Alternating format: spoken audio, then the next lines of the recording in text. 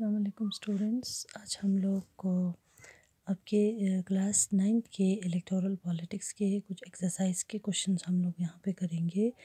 तो फर्स्ट आपके जो क्वेश्चन है, which of the following statement about the reason for conducting election are false. तो इसमें सबसे पहला जो ऑप्शन है आपको, इलेक्शन एनेबल पीपल टू जज the performance of the government. Election, second option, election enable people to evaluate the performance of the judiciary। और जो सेकंड ऑप्शन है, people select the representative of their choice in an election। और the last option is people can indicate which policies they prefer। ठीक है, तो इसमें से आप लोग ऑप्शन चूज़ कर सकते हैं। तो आपको ये अच्छी तरह से पता है, ठीक है, कि कौन सा स्टेटमेंट ट्रू है और फॉल। तो इसमें आप लोग ऑप्शन सी का आप लोग मार्क करेंगे कि election enable people to evaluate the performance of the judiciary. ठीक है, तो नेक्स्ट जो क्वेश्चन है आपका, which of this is not a good reason to say that Indian elections are democratic. ठीक है, तो इसमें कुछ ऑप्शंस दिए हैं। क्वेश्चन में ये पूछा गया है कि ये जो है, इसमें जो रीज़न्स दिए हैं, इसमें से कौन सा रीज़न जो है सही रीज़न नहीं है कि जिससे हम इलेक्शन, इंडिया के इलेक्शन को डेमोक्रेटिक इलेक्शन कह सके। तो इसमें जो पहला रीज़न दिया हुआ है आपको, India has the largest number of voters in the world. Second जो ऑप्शन है, India's election commission is very powerful. Third, in India everyone above the age of 18 has right to vote. ठीक है, तो India the losing party accept the electoral verdict. ठीक है, तो ये सारे ऑप्शंस जो है आपको पता है, ठीक है, कि इंडिया, ये जो है गुड रीज़न जो है, हम इसमें से कौन सा ऑप्शन कहलाएंगे, सेकंड, थर्ड और फोर्थ जो है इसके लिए सही रीज़न है, जिसके हिसाब से हमें ये है कि हमारा जो इंडिया का जो इलेक्शन है दैट इज़ डेमोक्रेटिक। तो इसमें जो आपका जो ऑप्शन होगा, जो आंसर होगा, that is India has the largest number of voters in the world. ये सही रीज़न नहीं है टू से दैट कि इंडिया का जो इलेक्शन है दैट इज़ डेमोक्रेटिक। ठीक है, तो इसमें आपको फर्स्ट जो ऑप्शन है, India has the largest number of voters in the world, ये आपके पहला ऑप्शन आ जाएगा आंसर। तो नेक्स्ट इसके बाद आपका है मैच द फॉलोइंग।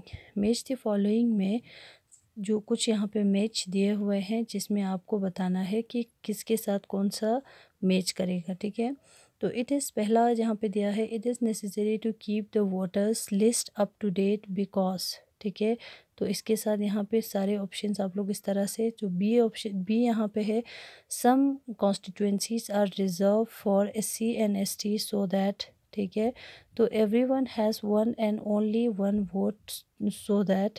ठीक, तो party in power is not allowed to use government vehicles because. ठीक, तो इसी तरह से आपकी जो नेक्स्ट है, बिकॉज, ये जो ऑप्शंस है इनको हमें नेक्स्ट जो पॉइंट्स दिए हैं इनके साथ हमें मिलाना है। तो नेक्स्ट पॉइंट में पहला यहाँ पे दिया हुआ है, there is a fair representation and all section of our society. Second दिया है, everyone has equal opportunity to elect their representatives. और थर्ड जो है, all candidates must have a fair chance of competing in election. Fourth यहाँ पे दिया है, some people may have moved away from the area where they voted last. ठीक है, तो इसमें जो है आपको जो ऑप्शंस है, सबसे पहला जो ऑप्शन है, ए के साथ आप लोग कौन सा ऑप्शन को जोड़ाएंगे यहाँ पे, it is necessary to keep the voters list up to date because some people, यानी फोर्थ पोर्शन आ जाएगा इसमें, some people have move away from the area where they voted last.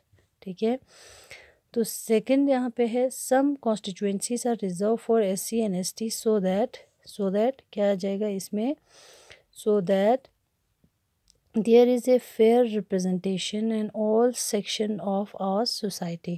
ठीक है, fair representation of all section of our society।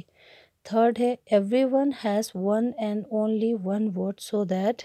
ठीक, तो so that everyone has equal opportunity to elect their representative। ठीक है, and the fourth is party in power is not allowed to use government vehicle because।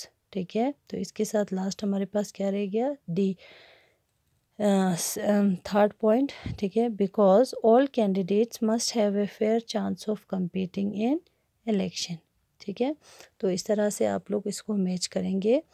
तो next आपका जो question यहाँ पे आता है that is list all the different election related activities mention in the chapter and arrange them in a time sequence beginning with the first activity जो election system में पहला जो activity है and ending with the last. Some of these activities are given below, ठीक है।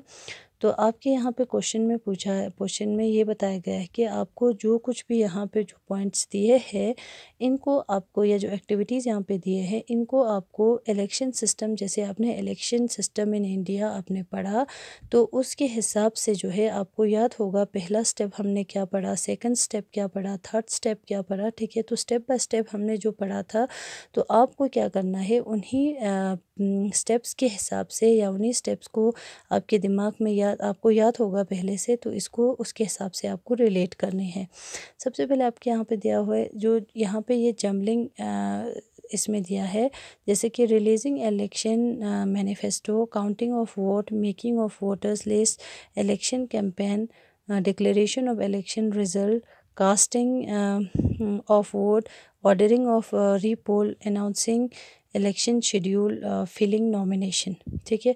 तो इन सारी चीज़ों को आपको सीक्वेंस में करना है। तो सीक्वेंस में आप कैसे करेंगे आपको पता है, ठीक है, कि इलेक्शन में सबसे पहला जो स्टेप क्या होते हैं वो सारी चीज़ें। तो पहला स्टेप आप यहाँ पे लिखेंगे making of voter list, announcing election schedule, ठीक, फिलिंग ऑफ नॉमिनेशन, ठीक। फोर्थ आप यहाँ पे लिखेंगे releasing election manifesto, nomination filling का सना इलेक्शन मैनिफेस्टो। फिर फिफ्थ जो है इलेक्शन कैंपेनिंग करती हैं, फिर लास्ट में वोट, कास्टिंग ऑफ वोट करते हैं, फिर क्या होते हैं काउंटिंग ऑफ वोट, ठीक। फिर एट्थ में ऑर्डरिंग ऑफ रीपोल, ठीक है, जब मिसाल के तौर अगर कोई रिज़ाइन करते हैं या मिसाल फॉर एग्ज़ाम्पल कोई इसके रीज़न्स भी मैंने आपको बताया कि रीपोल चिकन छात्र, ठीक है, ordering of repoll, declaration of election results. तो ये सारी चीज़ें जो है इसको आपको आपने इलेक्शन सिस्टम में पढ़ा है, ये आपके इलेक्शन सिस्टम में होती है। ये from the beginning to the end जो है ये पूरा सिस्टम है या पूरी एक्टिविटीज़ है जो इलेक्शन सिस्टम में होती है। तो ये हो गया इसका आंसर, ठीक है बेटा। तो यहाँ तक आप लोग रखेंगे। नेक्स्ट क्वेश्चन जो है आपके क्वेश्चन नंबर 5 है, ये हम लोग नेक्स्ट इसमें आपके क्या कहेंगे वीडियो में मैं आपको इसके बारे में डिटेल दे दूँगी। फ़िलहाल आपको ये सारी चीज़ें कॉपी पे नोट करना है और इनके जो क्वेश्चन में क्या पूछा है और आंसर इसमें अप्रोप्रिएट आंसर जो है उसको आपको अच्छी तरह से समझना है। Thank you.